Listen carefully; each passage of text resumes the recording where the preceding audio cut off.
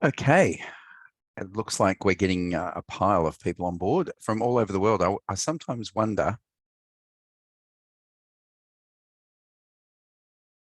if okay, I think it's time to get started. Hi, everybody from all around the world, and welcome to the third Ransomware Techniques webinar, which is about privilege escalation and intruder detection. So sounds like very interesting stuff.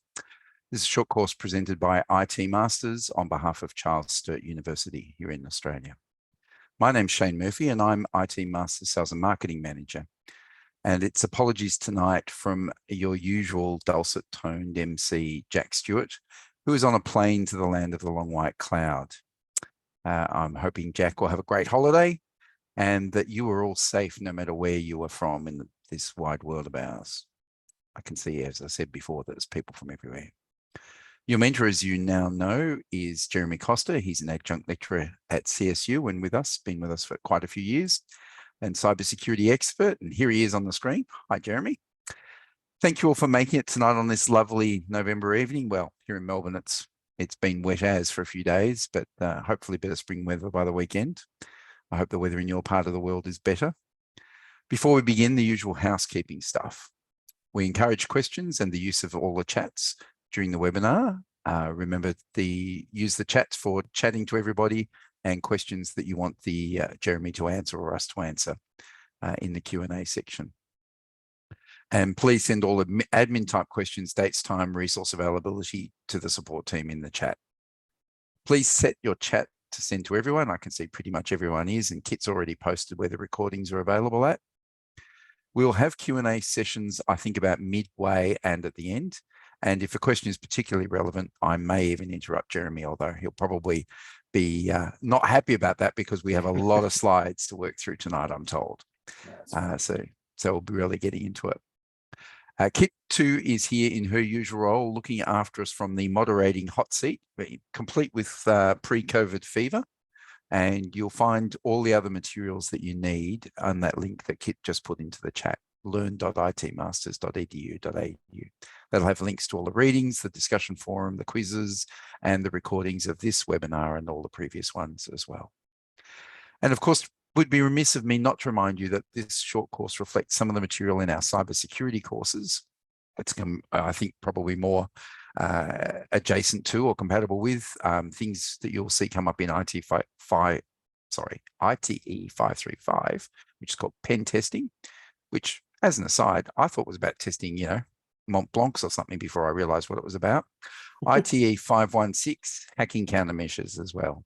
Specifically, that's a really important one. You can find more info about our courses and see if you're eligible for them, enroll for more short courses and so on at our website, which will eventually be dropped into the chat. It's just itmasters.edu.au. Well, that's enough for me. As I said, there's lots of slides to go through tonight, so please make Jeremy feel extra welcome in the chat, and away we go. Thank you. All right. Thanks very much, Shane. And good to see everyone tuning in. And on our third week, holding, I'm holding a deck of slides here, which covers a whole lot of the middle part of a ransomware attack. So we've talked about how ransomware gangs get into an organization or get credentials and manage to get a foothold or a beachhead, and then they're able to move to machines around them, and they look for neighboring hosts and see what they have on the rock that they've landed on. But then in this one, we talk about the privilege escalation, how they're actually going to make their way around your network and what damage they might do. And then we talk about how we can start detecting these activities and what sort of logs we need to pull together to make sure we have that digital visibility, because sometimes there's no stopping them getting in because you have to rely on things that you don't have control over.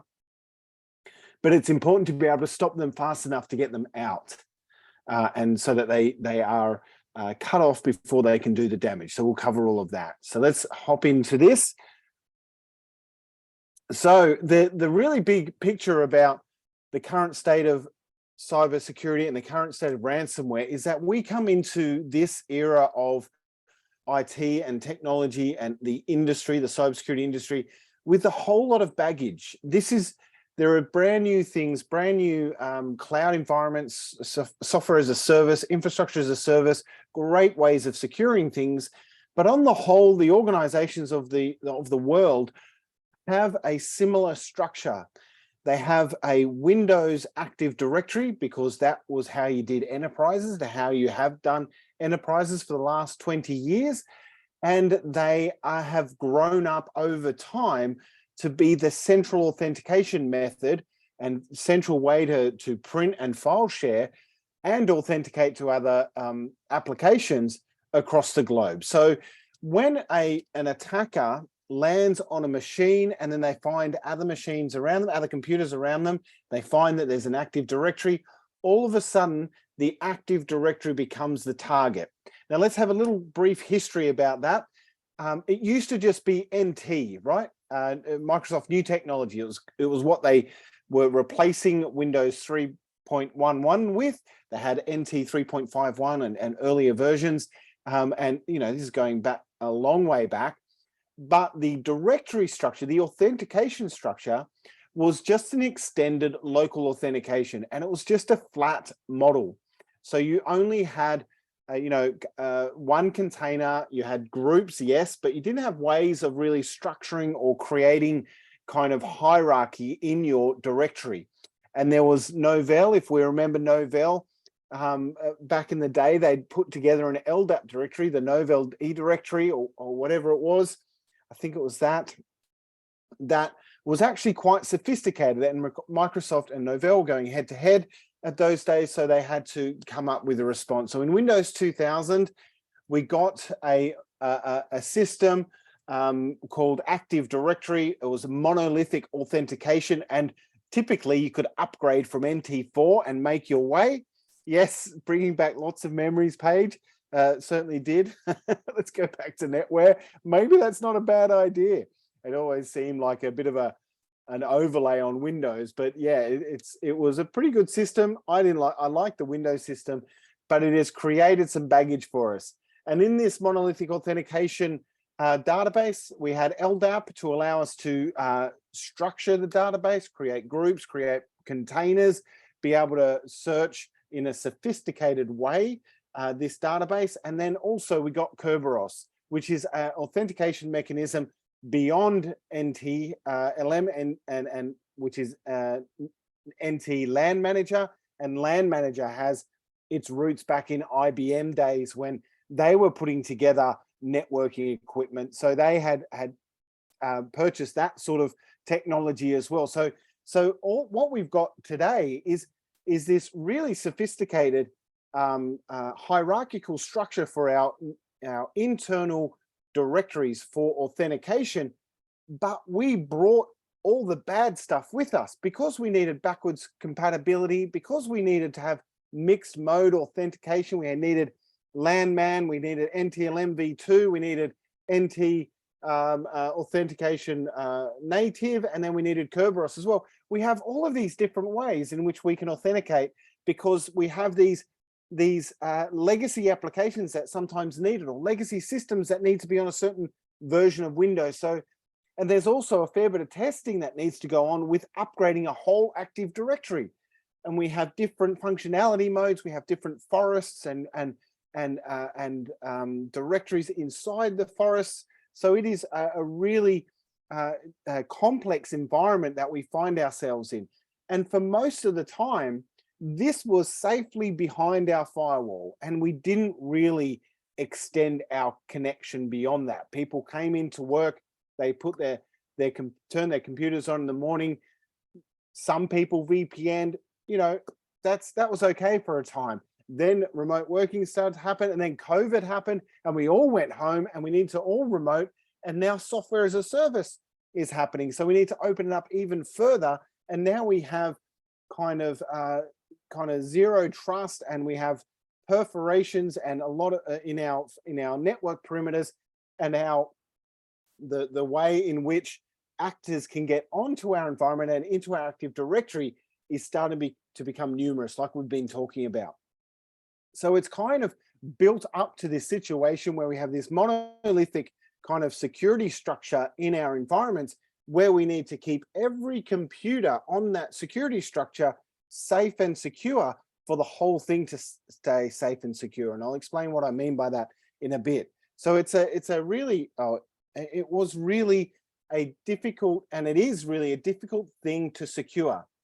Active Directory can be made insecure by most of its users, and particularly if you have local admin, discretionary local admin on your network, then they can create that kind of perforation or that weakness or that hole for that entry point into your Active Directory. So that's how we're looking like. All right, we still got some nostalgic people in the chat. That's great. OS2 Warp. I ran it up one day. It was all right. It wasn't bad. It looked kind of nice. All right. So one of the first things I want to talk about is name resolution hijacking. It's almost like these two figurines here where one's waving behind another.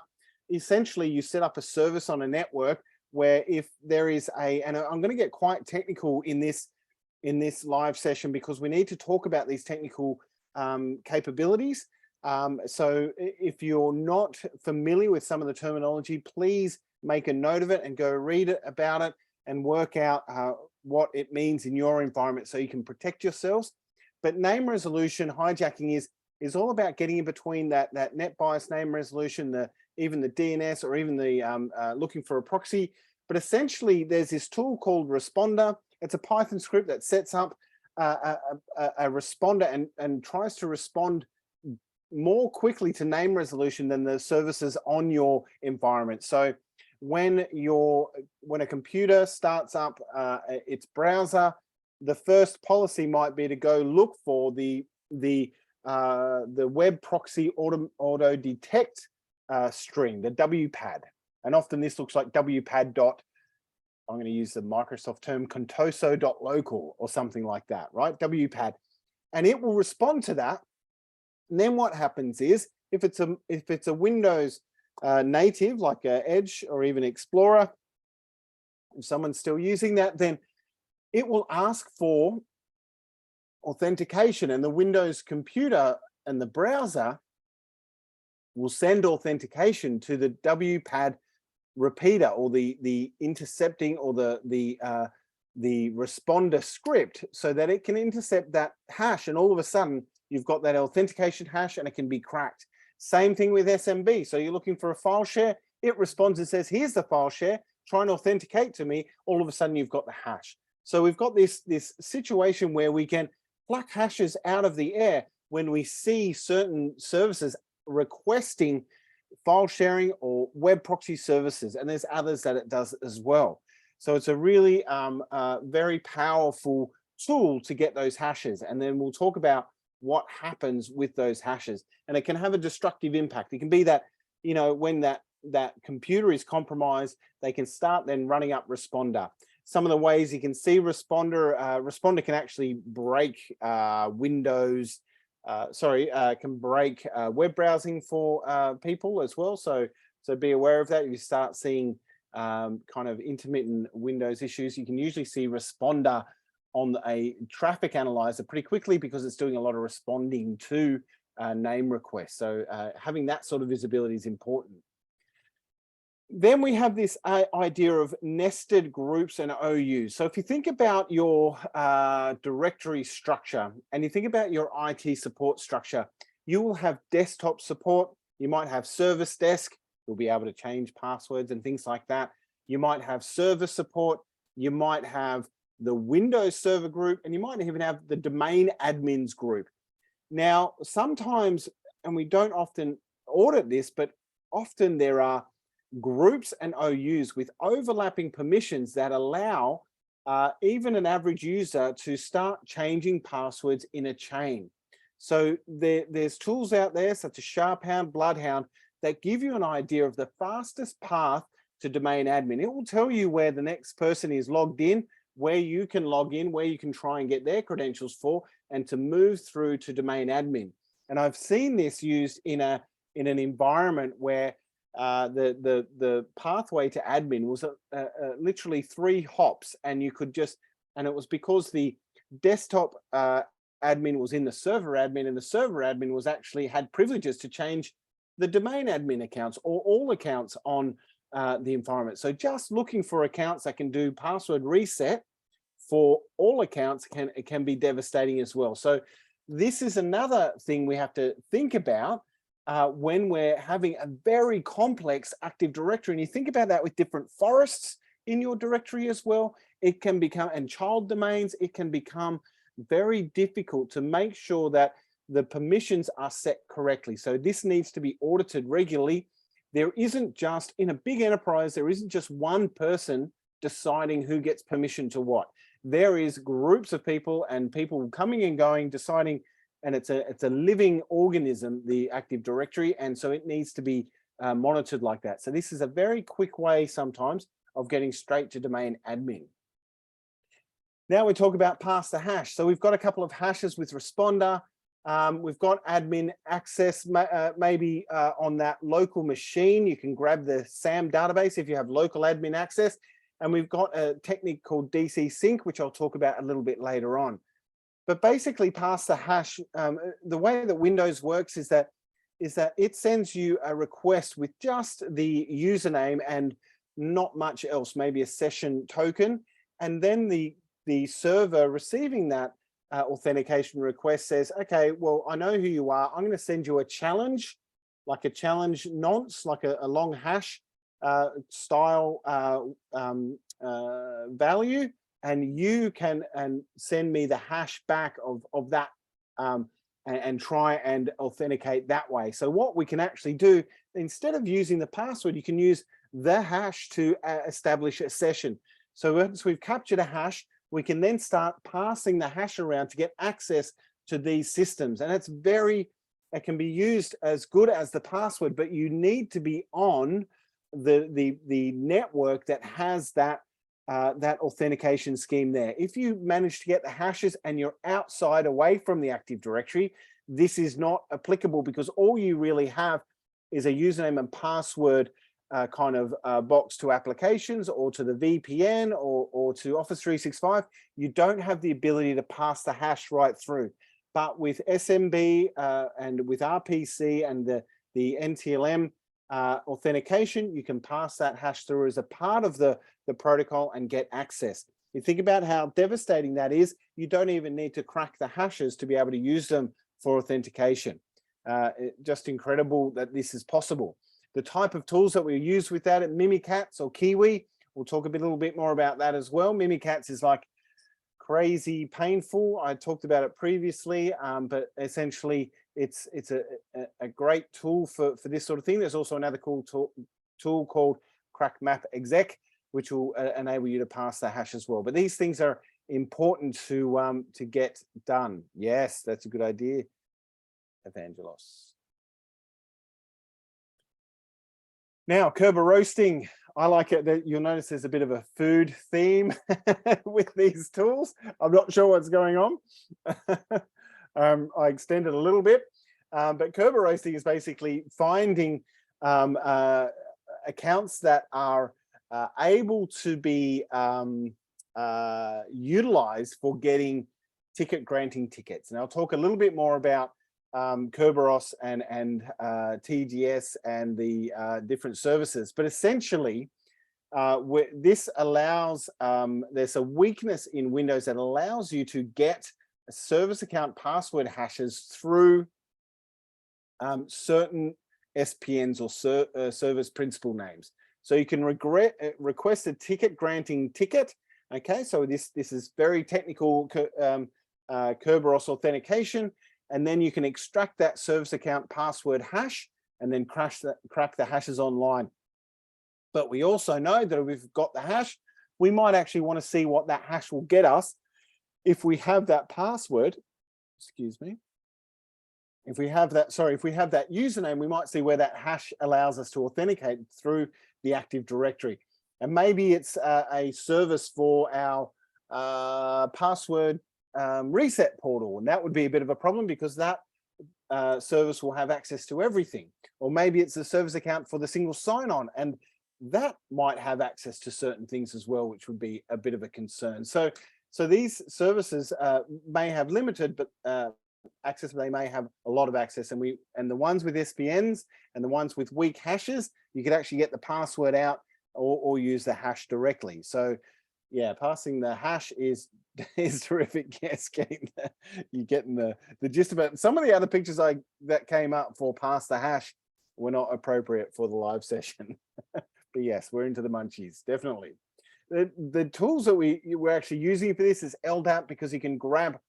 This is another amazing thing about Active Directory, that once you're a domain user, you can pull the whole LDAP directory down pretty much, apart from some of the kind of restricted things, but you can get all of the account names, so you can understand where they are and look them up as well. So that's difficult because restricting that can cause problems in Active Directory and the operation of it. There's also Rubius. Okay, so Rubius is one of the Swiss Army knives of Windows hacking that, if you're interested in doing this sort of Kerberoasting, is a tool that's used for that as well.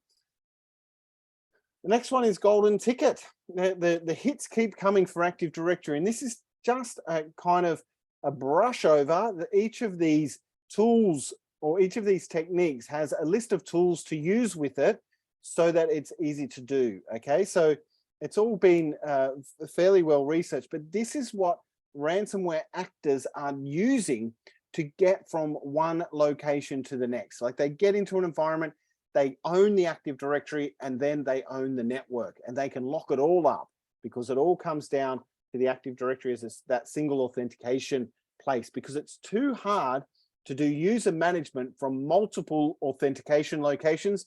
So you can't split up your authentication. So it all comes down to the Active Directory. I'm trying to drive this point across, that if you want to protect yourself internally from ransomware, you need to look at your Active Directory. So here we are. We have Kerberos is the Golden Ticket. Kerberos is this authentication that we've been talking about. We have this Kerberos key distribution center, which actually delivers keys and allows for ticket granting tickets. So these are tickets that you use to actually grant other tickets, so that a user only authenticates once, and then they can use the ticket granting ticket to use as proof of authentication to other services. So it streamlines, it makes it so that you don't have to always go back to the Active Directory, but you can, the member server can take the Active Directory's word for it, or the client's word for it, that they've actually got a ticket already, and they can use that going through. The funny thing is that with the ticket granting ticket, all those tickets are encrypted with the hash of a special account password, and that special account password is called the Kerberos ticket granting ticket account. So stay with me, but essentially we've got a master hash or a master password that is used, the hash of it is used to encrypt these tickets. So all DCs get this hash so that they can decrypt the ticket granting ticket, right? So we've got this special hash password. All the domain controllers get this hash so that when these ticket granting tickets come in, they can verify that they're legitimate, right? But what this also means is that if you can get this hash, then you're able to write your own ticket granting tickets. You're able to write your own Kerberos authentication so that any service will take your request and consider it legitimate. But how do we get this special service account? Well, we need to get the hash. We need to get that special hash so that we can create as many golden tickets as we like and authenticate as anyone on the Active Directory network. So to do this, we need the domain name, the fully qualified domain name of the Active Directory domain, the security ID of the domain, the target username, and the TGT, the Kerberos ticket, the Kerberos ticket granting ticket account hash, or its password hash, right? So that's what we need. So we've got this recipe. And how do we do that? We talked about the possibility last week of being able to get a shadow copy of NTDIS or the SAM database. And if we do that for a domain controller, we can get that hash. Another technique is called DC sync, which we'll talk about in a minute. And also Mimikatz. If you land somewhere and you're able to get the hash and you can get in between or onto the domain controller with Mimikatz, or there is a session with someone who's got authentication, then you can get further authentication credentials through Mimikatz as well. Mimikatz is also used to do some of this golden ticket activity. So all of these tools are coming through and helping you, or helping the attackers get through to domain admin. If you have this, you need to reset your hash, by the way, reset your ticket granting ticket account password so that it is booted out. So once it's compromised like this, it's important. Now we're into the cleanup. We've got the chocolate. Now there's still there's lemons in here, so there's still a food theme in this picture. But essentially, DC sync is a way to use the Active Directory certificate services to pretend to be a data center,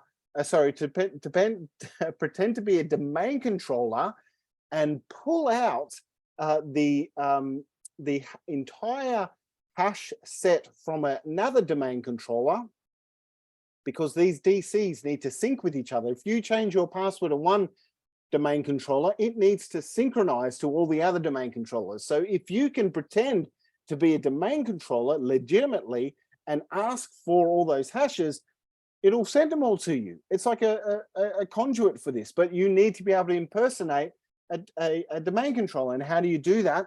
Well, there was a weakness found not so long ago, late last year, in the Active Directory certificate services, which is that website that's on your certificate server, which allows users to request a certificate. Now, they figured out a way to relay a certificate request. So you relay a certificate request that has authentication against it, so NTLM authentication, to capture that DC auth attempt, and then it will be able to capture the response to that, which is a signed domain controller certificate from the domain controller authentication attempt to the certificate services.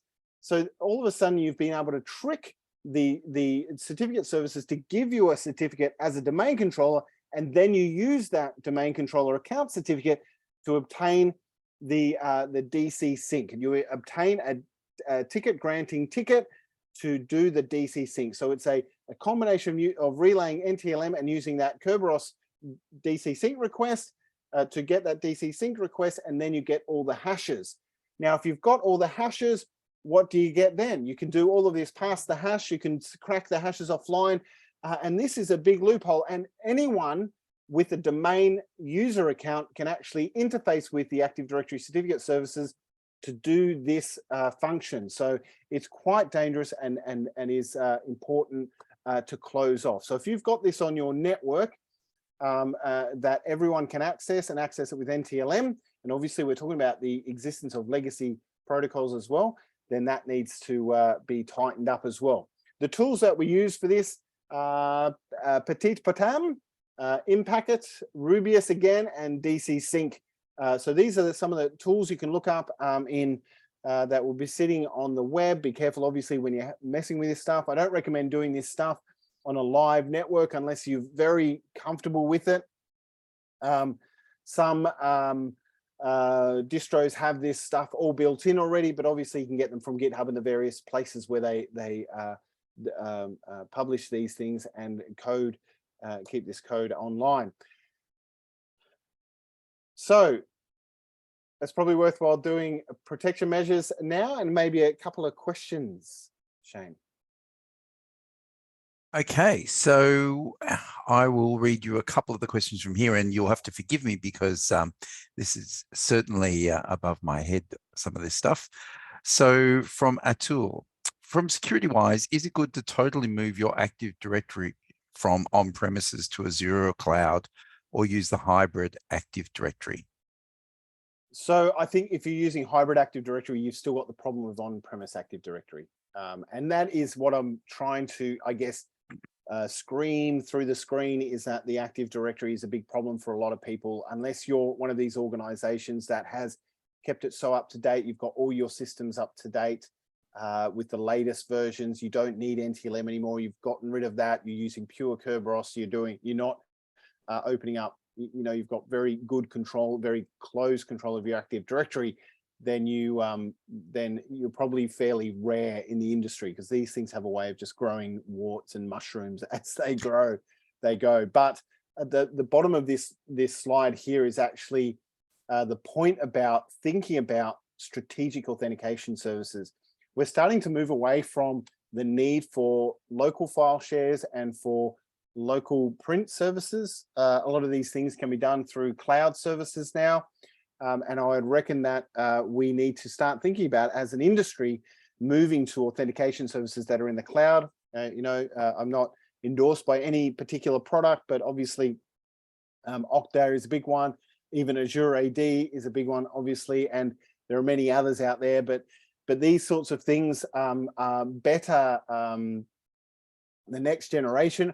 I have this sneaking suspicion, I've not spoken to anyone about Microsoft about this, but Azure AD is definitely their strategic platform, their strategic direction. I can't imagine there'd be a lot of money to spend in cleaning up Active Directory or coming up with tools to clean up Active Directory.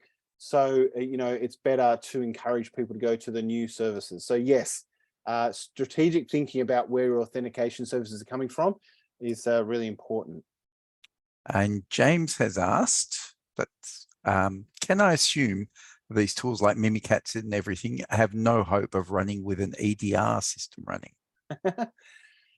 Yeah, depends. So the stuff straight off GitHub, yeah, that's not going to happen. But there are some techniques in here and some tools that allow you to obfuscate some of these things as well.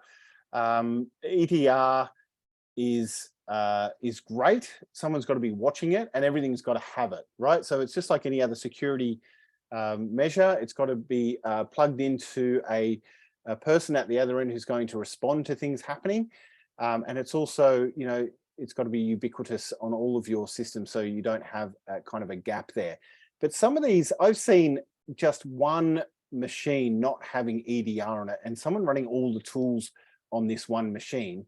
And they haven't needed to load up the tools on the remote machine. A lot of this stuff can be done across the network without having to push tools across the place. So, EDR doesn't stop a bulk LDAP query, or it doesn't, to allow Bloodhound to do its things. Or it doesn't stop someone doing NTLM relay either, if they've got the machine to do it for themselves. So, yeah, there are ways of tiptoeing. EDR causes a problem because you have to tiptoe around it for the cyber criminal, which is great. It gives us some good protection, but again, it is not the panacea we'd hope for it to be. But yeah, a lot of these tools and some of the techniques used, like if you get onto a box with good EDR on it and you try to do a SAM dump, it should pick you up and kick you off.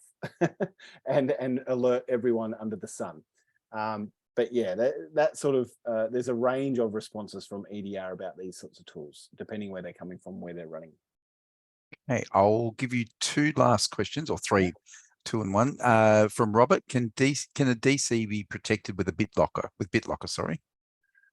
Well, BitLocker is interesting because it's mostly at the file system level. So, and it can be, so it is tied to a user as well. So if your DC file system needs to be accessible by the system and by other users, and if I'm thinking about how other machines utilize a domain controller, a lot of the utilities that they're making use of are need to be accessible to the file system. So if you're a normal user, you wouldn't really have too much access to the domain controller anyway, just the kind of the win logon stuff and that sort of thing. So it's not a great strategy for protecting against this. Tightening up the configuration is probably better. Great. I'll finish off with this one. We can move on. Anoop has given me a couple of identity questions. One is, what can be defined as the identity perimeter? And then goes on to say, securing identity and access is rapidly becoming necessary, therefore the most critical aspect of cybersec. How does it affect identity protection? Yeah, there's a lot of, there's probably a whole week on that, but identity, I agree. You know, you don't really hear about too many ransomware attacks without some sort of authentication bypass or identity being compromised, all about, you know, privileges and permissions, because we're getting rid of our perimeter. The identity perimeter really is the internet these days, because everyone needs to be able to connect remotely and be able to do their work, because we've gone to hybrid rather quickly. So I think my answer to that is that we need to have a strategic view of identity. We need to think about MFA and beyond. We might need to think about getting rid of passwords altogether, doing things in a more secure way. One thing's for sure, though, with all of that, you know, in that kind of direction, is that we need to increase our visibility. So when we do have attacks and when we do have access from kind of locations that are unexpected, or you know, user behavior that's unexpected, we need to be able to identify, investigate, and respond to that. So I'd put that dimension on it as well. I hope that answered the question. Great, thanks. Yeah. And on we go. Okay, all right, so protection measures, and we've talked a lot about this. MFA always comes up at the top. You know, it's not perfect. We want MFA, multi-factor authentication. We want MFA on as much as we can, both externally and now internally. Just a note there that Azure AD has MFA for domain admins just natively. However, putting MFA on your domain admins on a on-premise domain is actually quite difficult, and you might need a third-party tool for that. I know we've got smart cards and things like that, but it never really took off. I think some people did that better than others, but multi-factor authentication seems to rise to the top. So if you have a cybersecurity strategy, or if you have a roadmap, put MFA at the beginning. SMB signing, we talked a lot about NTLM and talked about some of these legacy protocols. If we actually sign some of these things, then it adds an extra layer of verification on where these things are coming from. So it's difficult to relay them or forge them. So SMB signing is good. Disabling NTLM, going pure Kerberos, is a nice idea, can be difficult, and there could be technical limitations, but certainly somewhere to go. Name resolution protection is actually quite difficult. I put a question mark here because it's hard to see because it's quite localized. But if you can put some sort of monitor on your network for east-west traffic and be able to pick this up, I think some of the NDR tools might pick this up and be able to find that.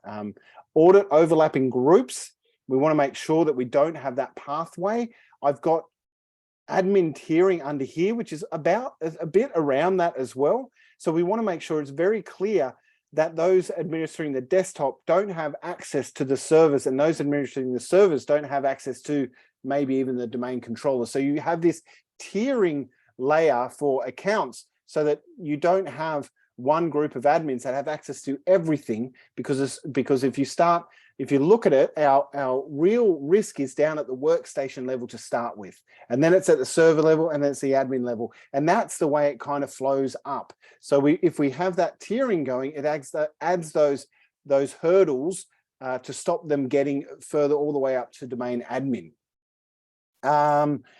We restrict ADCS. That's that particular use case from late last year where we don't want Active Directory certificate services open to all users.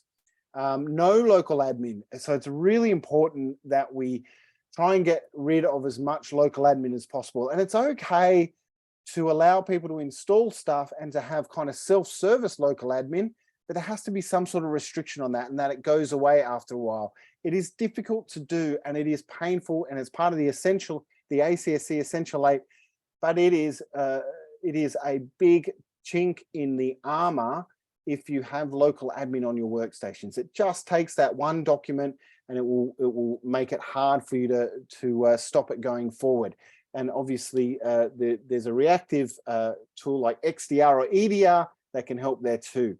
Laps is also a good idea. I know a lot of, if you think about local admin on workstations, a lot of organizations use the same local admin password for every workstation, okay? Because it's just easy. When you're building an image, it's got the same one in there. And then the person who's doing desktop support, they can access all those workstations and be able to fix them up. And if someone's remote and they don't have access to the domain controller, you can tell them that password and they can actually authenticate as admin and install software, especially if it's an executive. You can sort of see how this local admin password gets out.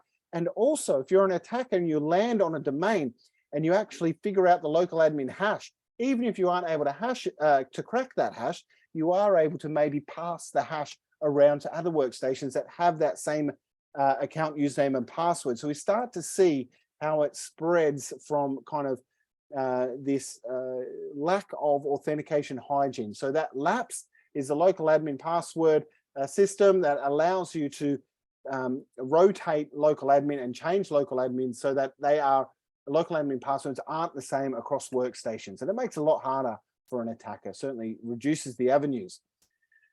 Then there's application allow listing. So this is another ACSC Essential 8, one of the top 4, where we have, and it's also hard to do. I think there's a couple of products that are doing it a bit better. It's more like workflow, and you've kind of got to restrict. you go into learning mode first. It's a bit like the old IPS where you went into learning mode to understand what was normal and what was not, and then at some stage you bring the kind of the gates down to stop any other applications that you haven't identified from running. Difficult to do. Very good control measure. Doesn't work for all organizations, and you need processes for the exceptions so that people can self-serve, and that comes with risks in its own, self-serve their own applications if they need to add them. Okay, so that's a really tricky thing to do as well. EDR we've talked about, XDR, NDR, that detection and response thing where we're actually being able to contain a machine if it's compromised or something like that. Still sometimes only as good as the operator that's doing it. Sometimes you get these managed services along with EDR that are actually exceptional and but very, very costly because it's kind of eyes on glass and hands on keyboard.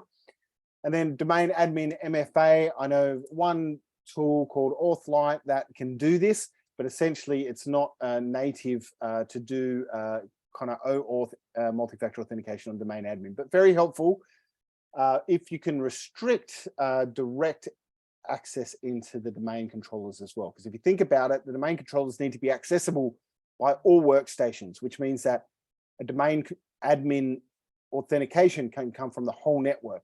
But if you can restrict where they're actually authenticating from, that's important as well. And that point about thinking about strategic authentication services that we covered off in the question, the point there is that rather than having an on-premise Active Directory that is like Swiss cheese, tightening it up, it is always going to start to degrade, and there's going to be future vulnerabilities here. We're still finding things. Active Directory, I think strategically on-premise is going to get harder and harder to secure for large organizations, and it's going to become a significant, more of a liability than it is. So going towards strategic cloud-based authentication services, I think is a much more sound approach. And if you're starting fresh with a new organization, I don't think new organizations would even consider starting with a local Active Directory. It's considered, I guess, an old school way of doing it. And we have basically this old school way of doing it in so many enterprises across the globe.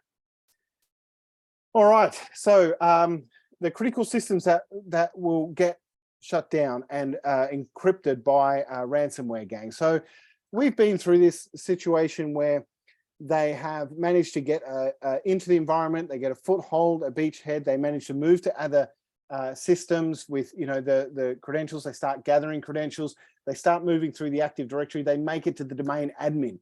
They now own the single sign-on, okay? They now own the authentication for the network. They can create users, they can add them to groups, give themselves backdoors, put them in VPN groups, make a way for them to get back in.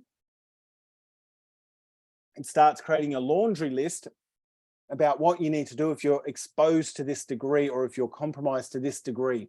Then you've got to look at all your IT support systems. You know, they might lock staff out of the systems that they need to respond. So imagine they get rid of all of the IT staff out of the VPN. I mean, how many people are actually have physical access to their computers or to their servers anymore? So if you've got a sysadmin team, how often do they actually walk up to a physical server and turn it off and turn it on again? Sometimes this is the last bastion of security, is that you have physical access to the box. You can pull the plug and get access to it, knowing that no one else can control that box when you've pulled the plug on the network cable, right? So if we're in an environment now where all of this is in IaaS, it's in Azure, it's in AWS, it's in GCP, then how are we making sure that we are the owners of it? If you think about AWS, you've got to protect the AWS console, right? So they might lock up all of that. If your local Active Directory has been compromised and your AWS is authenticating against your Azure AD, and you've got some protection there, then someone might be able to add some to a group and remove the need for MFA and be able to get into your AWS and turn that whole thing down. So we need to be able to we need to be able to protect those channels of administration that allow us to recover and respond to a cyber attack like this. Backup systems. So backup systems are massively important. It's been well publicized that the ransomware gangs go into organizations, they look for the backup and they delete them.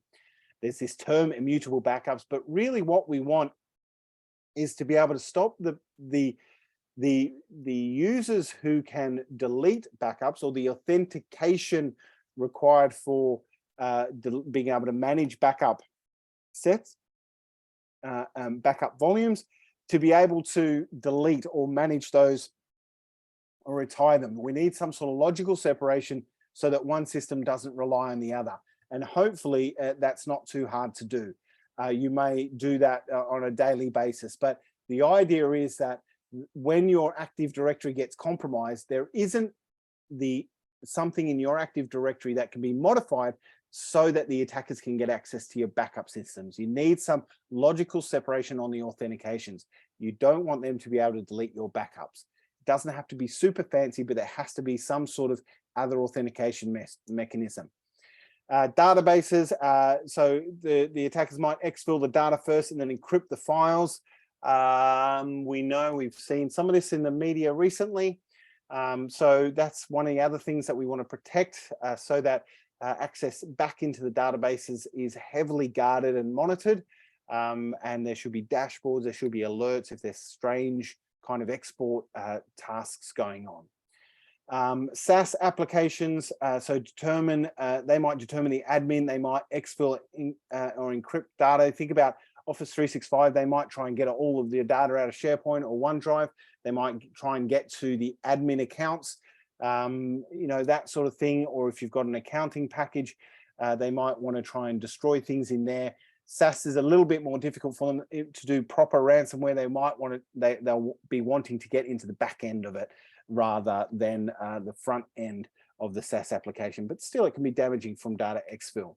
Azure AD, they might turn off Office 365. I know that sounds crazy, but if they actually do manage to get in there, then they might try and get the data out of that and turn off 365, turn off your G Suite or something like that. And that is a big damage as well. If they get into cloud authentication like Actor or Ping, they might want to get to the admin console, turn off some apps, and try and create disruption there. Your AWS console I talked about. VPN access, they might want to extend the access to other people or different groups, or even block your cyber stuff, your incident responders from getting back in. But there's all these things that they can do once they get to the Active Directory. It is the kind of the crown jewels. A lot of authentication mechanisms run off them, and it's important to keep it safe and secure. All right, so now we've got a little bit of time to talk about digital visibility. Now I'll talk more about detection as we go through this, but essentially my point here is that you want to be able to shine a light into your environment.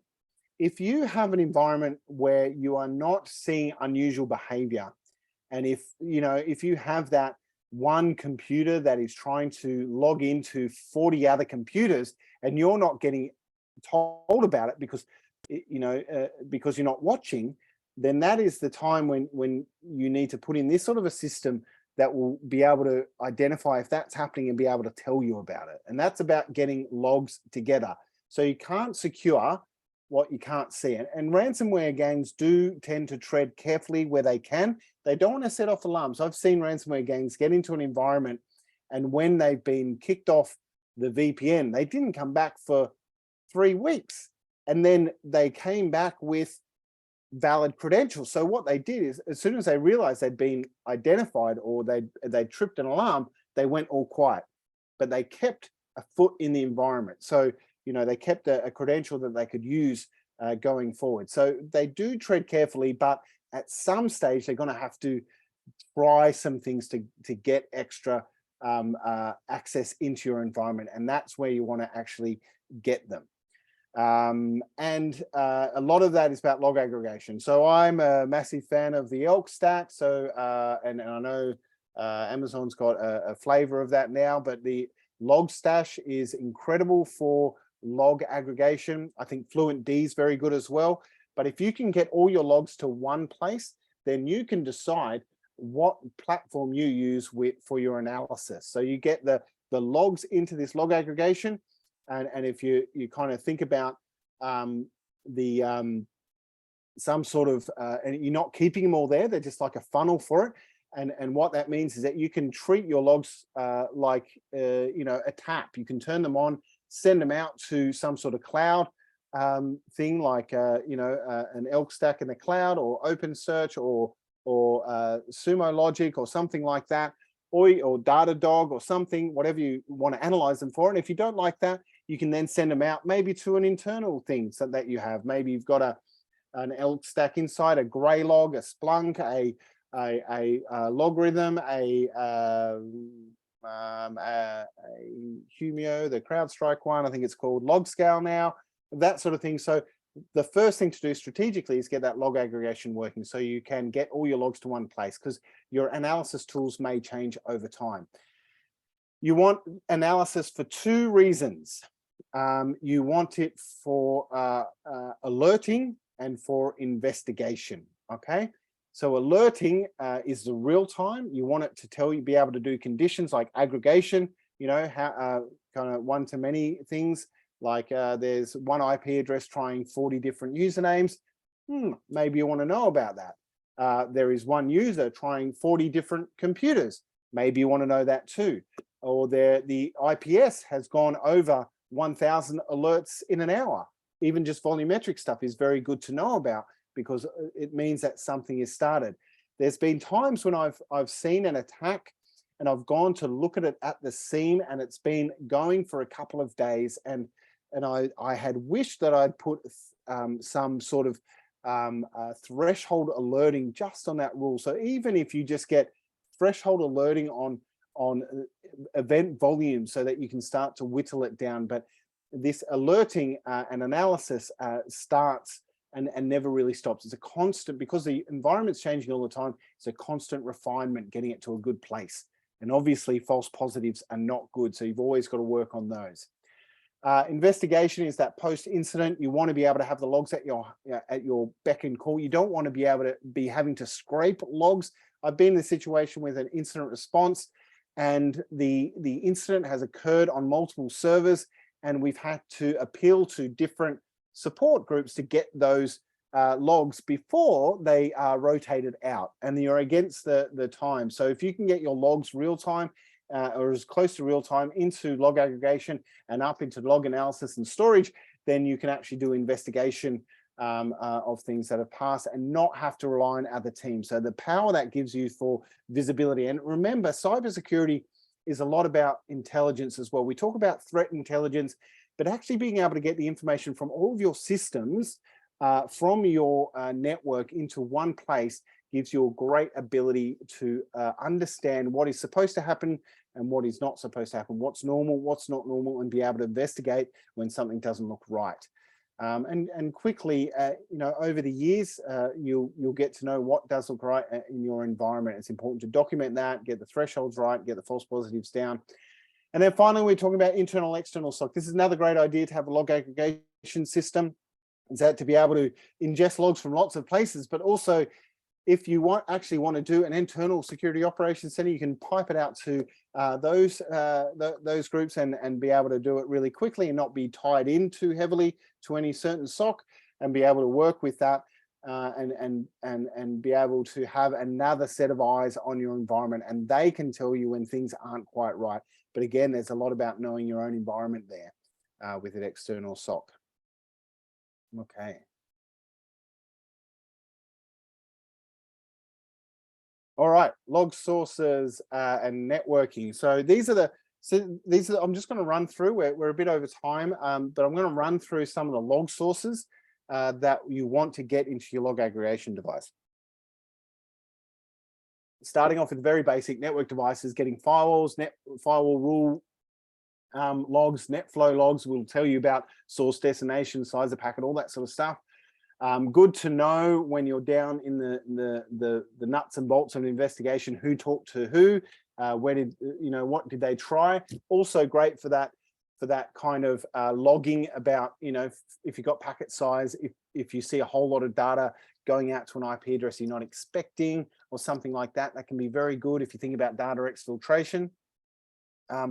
VPN's terrific. VPN will tell you obviously where your staff are VPNing in from, which country. If they're using anonymous VPNs, you can get good kind of enrichment to be able to learn about that. Wireless is really good as well, because you can tell often it's one of the only kind of networky feeds that will tell you the authenticated user and sometimes the computer name as well, and some other details. But the wireless is great for identifying who owns a machine. When someone plugs into a network and they don't have to authenticate, then you don't often get that. So wireless is great for that. Network services like DHCP and DNS are good. DHCPs, you actually get the computer name, the MAC address, and things like that. Some good identifiers. You can tie that up with other kind of services to understand what an IP address's name is. So it's a good source as well for investigation. DNS is great to understand where people have gone to and from. And I'll put proxy here as well. I think I've got that later on. But proxy is great for figuring out where people have browsed. So if someone goes to a phishing website, you can see how many people did the same thing from your own environment. The servers, so obviously you want to get operating system. You can get auth and process information. You get Windows Event Viewer logs through WinLogBeat or I used to Win. There's another couple of agents that will do this in a similar way. WinX, something like that. There's Windows internals. WinCollect is good. Yep. Thanks, Troy. And then there's Windows internals like Sysmon or EDR going into an environment that you can search as well. Unix systems with syslog or FileBeat, you want the authentication. You want on Unix systems, often there's or Linux systems, there's often web applications as well. So you want the web application logs. Mac, syslog or FileBeat, it's just Unix in different fancy form. And also authentication, domain servers and LDAP. We want WinLogBeat coming out of domain servers. So you get I really like obviously getting the standard event logs, but also RDP logs. RDP logs I think are really important. Some of it's in the security event log anyway, but there is a special RDP event stream that you can get out of servers as well, which gives you more information. Then also CloudAuth. So Azure Graph API and Okta API will give you those authentication details. That is fantastic information, getting it from their API into your own SIEM so that you can correlate and look at who's logging into which applications and doing what. A great source of information. log sources applications. I talk about web servers, Apache Nginx. Typically, you need an agent for those. So the FileBeat or there's, I think FileBeat's the main one I've used. There's also PacketBeat as well. They can do DNS pretty well, and all other kind of packet sniffing types and protocol analysis. Also out of load balancers. Load balancers often have WAFs in them. And also do SSL offboarding, so you can see traffic there as well. So it's good to get logs out of the load balancers. Some bespoke application logs. Sometimes you've got applications that are written for your organization. If you can get logs out of that into file, then you can get something like FileBeat to lift those logs and get them sent to your SIEM, to your log aggregator. The databases, query logs, admin logs, SQL or no SQL, you want to know who's authenticating, who's querying, what's going on, who's dumping, who's doing kind of admin tasks. Admin command logs out of the databases. Also cloud, Microsoft 365, I talked about Graph API, G Suite out of their API. Similarly, AWS, they've got an API, CloudTrail, I think so. And Dropbox has an API as well to get that information as well. So all those sorts of cloud services will typically come with an API where you can see what's happening inside those applications as well. Now to the security services, we have antivirus, EDR, XDR that will be running on systems and telling you what's going on. Getting logs from EDR and XDR and antivirus has saved my skin a few times. It's important to get these security services into somewhere you can easily access and alert from. And getting all of these logs into a single system is challenging, but then you can aggregate your logs and analysis. Then we have firewall intrusion prevention systems. You want to get these in. These are terrific logs. Web application firewall, talked about with the load balancers, but getting those logs in when someone's trying to break into your websites is good. Honeypots, you want to know when they're going off and who's trying to access them. Threat intelligence for enrichment of the logs so that you can get a good understanding of the reputation of certain domains, IP addresses, if they've been used in certain attacks or being used to deliver malware. Anti-spam mail filters are also good to have logs, not just for MTA logs, the mail transport logs, but also the the block logs, why things being blocked, why things being grey listed, and why things being quarantined. And then file integrity monitoring, an oldie but a goodie. If there's logs on your system that are moving and you've got a service watching those and they're changing, like your Etsy, your configuration files are changing for some reason, maybe you want to know about that as well. Okay, and so next week we'll talk about how we're once we've detected, what we do to recover, and a whole kind of the end of how we deal with ransomware. We've got a good understanding how they get in. We've got a good understanding how they move about, and now we have a good understanding of what sort of logs we need to detect these sorts of things, and what do we do once we detect it. And I think that's it for this session. Is there any more questions, Shane?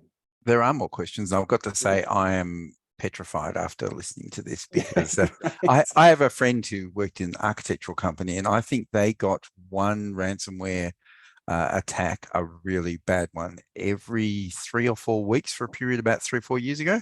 Yeah, wow. And I think they paid one of them, which meant that they kept getting attacked again and again and again. And their response, because they didn't have a really good IT department, was they just backed everything up continuously, so they'd lose half a day's work all the time. Man. And that's, yeah, but now I can see all of these things here just scaring me to death. Okay, let's get some questions in, and feel free to type some more questions. We'll be accepting more questions for about another 10 minutes or so. Is Don Tibbetts is asking, is there any way to use MFA for service accounts? Sorry, can you say that again? I just missed that. I got distracted by a long comment in the comment box. It is a long comment. Yes. Yeah, this is from Huffies, who we have asked not to do that stuff already, and we will now boot him off. Yes, is there any way to use MFA for service accounts? In local AD or on premises AD,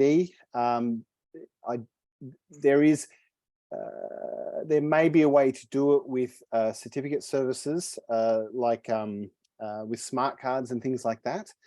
But the real trick there is to make sure you don't have the protocols that need to that are weak to allowing their hashes to be obtained, and also to give them very long passwords. Give them long and strong passwords, 25-character passwords. Almost treat them like API keys. And then once they're set in, they're very hard to crack and are useful that way. But yeah, there's still a need to protect them, and then try and trim out the permissions for that service account as much as possible. Only give it what it needs for to do its job. That'd be my tips. Excellent. Omar is asking, my question is regarding the blue team that manage all these logs from all the systems in terms of number and experience needed. Who do you need for those sorts of teams to look at this stuff?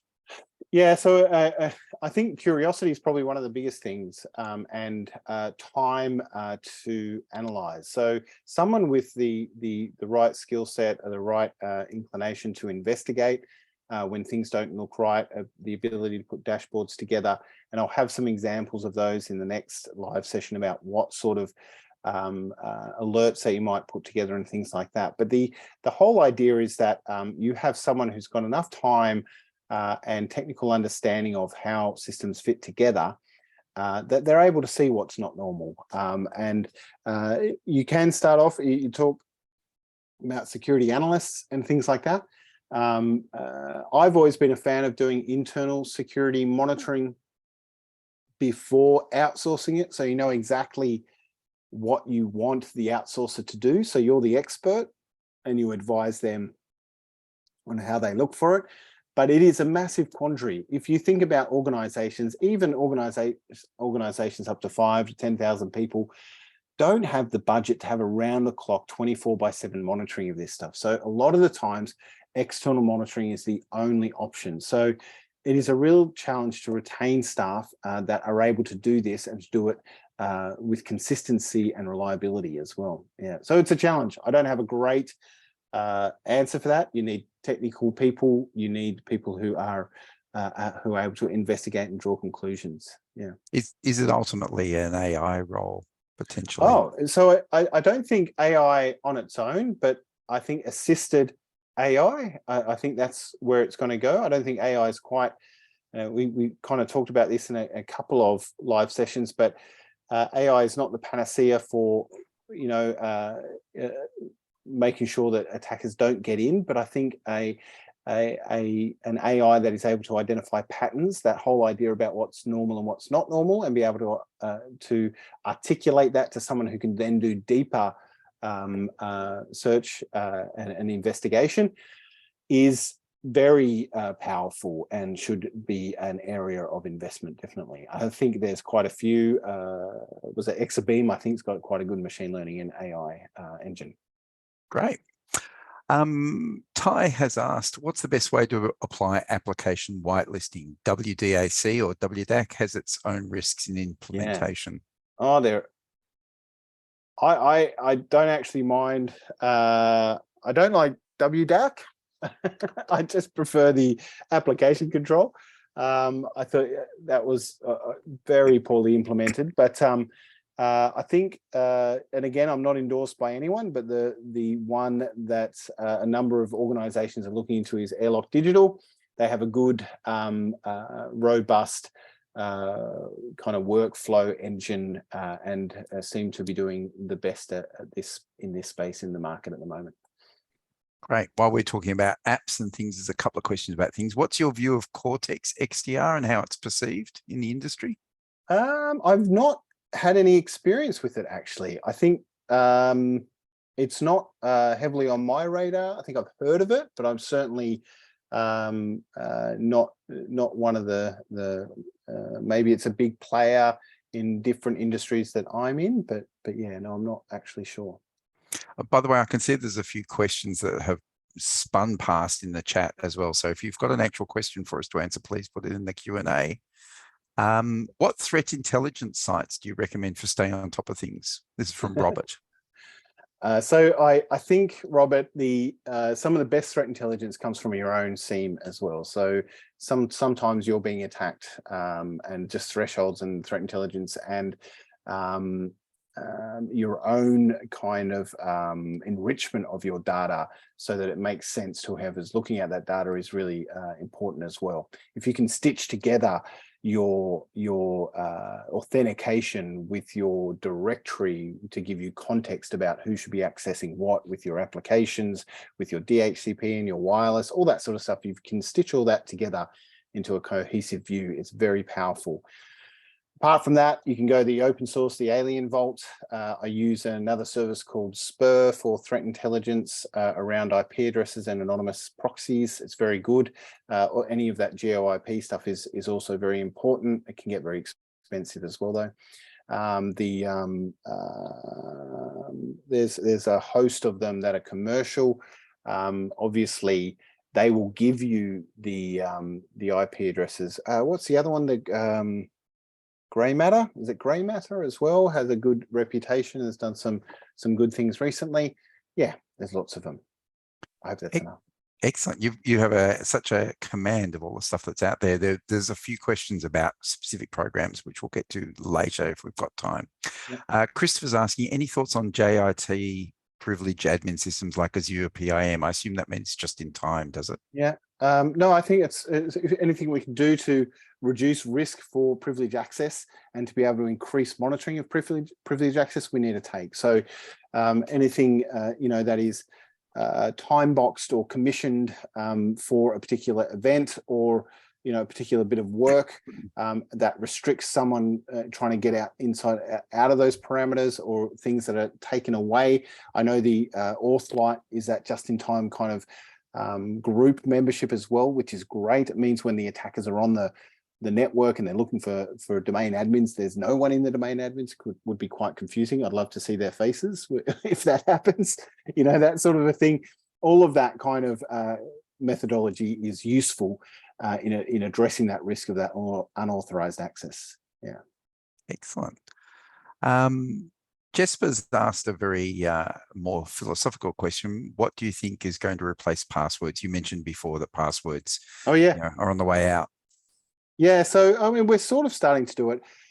Azure has its own passwordless, Azure AD has its own passwordless system with its Auth app, where you don't actually use your password anymore. You get given a code and then you put that code in. It's a one-time code, much like just our kind of push notifications now, or our OAuth now, but it's a little bit more sophisticated. Also with Okta's got a similar one, and also there's another group that just the name escapes me, but they are purely passwordless, and quite a number of organizations are going that way as well, which means that you integrate an app to your authentication environment, and instead of someone logging in with their username and password and then they have to do the MFA, they just log in and use the app to do the next step. Yeah, so we're starting to move away from those passwords, and the person doesn't have a password to start with. Yeah. Great. So a couple of recommendation questions. Mojo asked earlier on where to find safe malware, virus-free versions of those tools you were talking about before. Which...